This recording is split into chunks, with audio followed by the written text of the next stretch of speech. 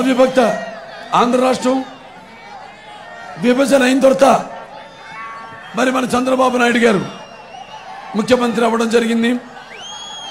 తెలుగుదేశం లేకపోతే మన రాష్ట్రం ఎప్పుడెప్పుడు క్లిష్ట పరిస్థితుల్లో ఉందో మీరంతా ఆదుకుంటూ ఉన్నారు.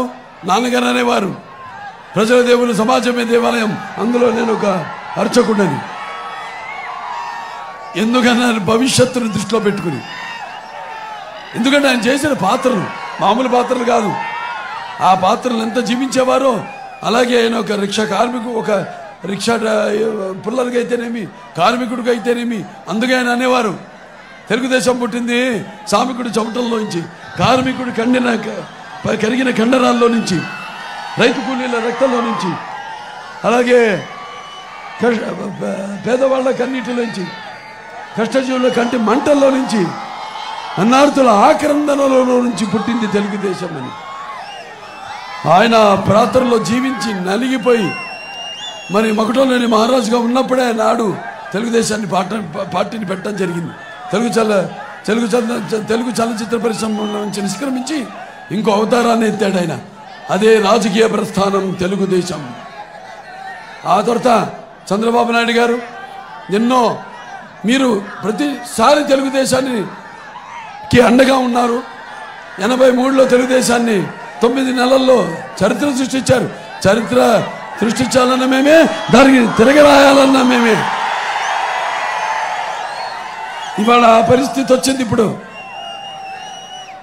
అలాగే మళ్ళీ 84లో ఆయన పదవీచ్యుతుడైనప్పుడు ప్రజాస్వామ్యం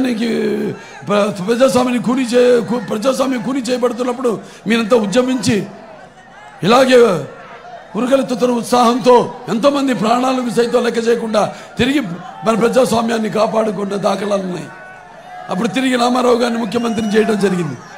ఆ తర్వాత మన రాష్ట్రం 9లో ఏర్పడ్డప్పుడు మీరంతా కూడా ఇదే ఉరుకులెత్తుతున్న ఉత్సాహంతో ఆనాడు తెలుగుదేశానికి పట్టం కట్టారు. ఆనాడు మన 17,000 కోట్ల రూపాయలతో లోటు బడ్జెట్తో కట్టుబట్టలతో ఒక రాజధాని లేని రాష్ట్రంగా మనల్ని విభజించడం జరిగింది. అప్పుడు ఆయన అమరావతి రాజధాని నిర్మాణానికి పూనుకున్నారు. అలాగే ఈ 17,000 కోట్ల రూపాయలు ఏదైతే లోటు బడ్జెట్ ఉందో దాన్ని పూడ్చి మన తలసరి ఆదాయం కూడా పక్క రాష్ట్రమైన తెలంగాణతో ధీటుగా దానికి మించి కూడా తీసుకెళ్లిన మహానుభావుడు చంద్రబాబు నాయుడు గారు. అలాగే ఆయన కూడా ఎన్నెన్నో సంస్కరణలు తీసుకొచ్చారు. దాంట్లో భాగంగా మరి ముందు విద్యకి ప్రాధాన్యం ఇచ్చారు ఆయన. దాంట్లో ముఖ్యంగా కిలోమీటర్లకి ఒక ప్రాథమిక పాఠశాల, 3 కిలోమీటర్లకి ఒక అప్పర్ ప్రైమరీ, 5 కిలోమీటర్లకి ఒక హై స్కూలు, మరి ప్రతి మండలానికి ఒక జూనియర్ కాలేజు, అలాగే ప్రతి డివిజన్కి ఒక ఇంజనీరింగ్ కాలేజు, ప్రతి జిల్లాకి కూడా ఒక మెడికల్ కాలేజ్ ఇచ్చిన మహానుభావుడు.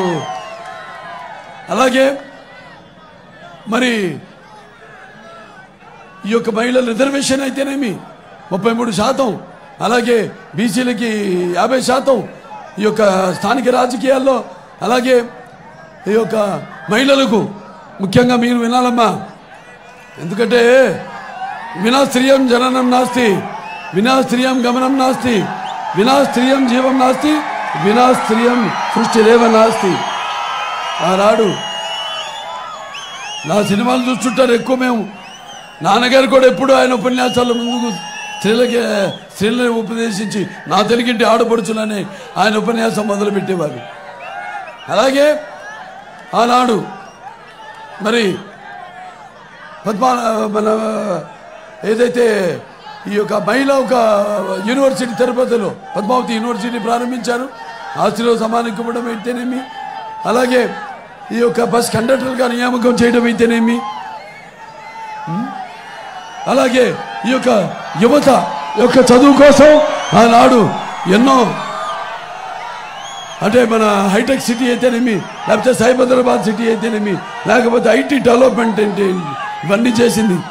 ఆనాడు మతకాలాలు సృష్టించి రాజ్యాధికారం కోసం కుతంత్రాలు జరిపితే ఎన్టీ రామారావు రుక్కు పాదంతో తొక్కేశారు.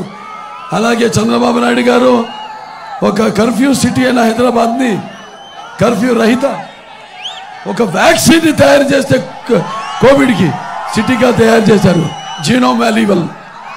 ఇలా ఎన్నెన్నో కేవలం ఒక చదువు విషయంలోనే కాకుండా మరి ఆనాడు ఎన్నో ఇంకా సంస్కరణలు, మరి ఒక గ్రామాల యొక్క సర్వోన్నత ఒక అభ్యున్నతి కోసం ఆనాడు నేను మీరు అయితేనేమి, గ్రీన్ అండ్ క్లీన్ అయితేనేమి, జన్మభూమి అయితేనేమి, వనరు సంరక్షణ అయితేనేమి, ఇటువంటి ఎన్నో కార్యక్రమాలు ప్రారంభించారు.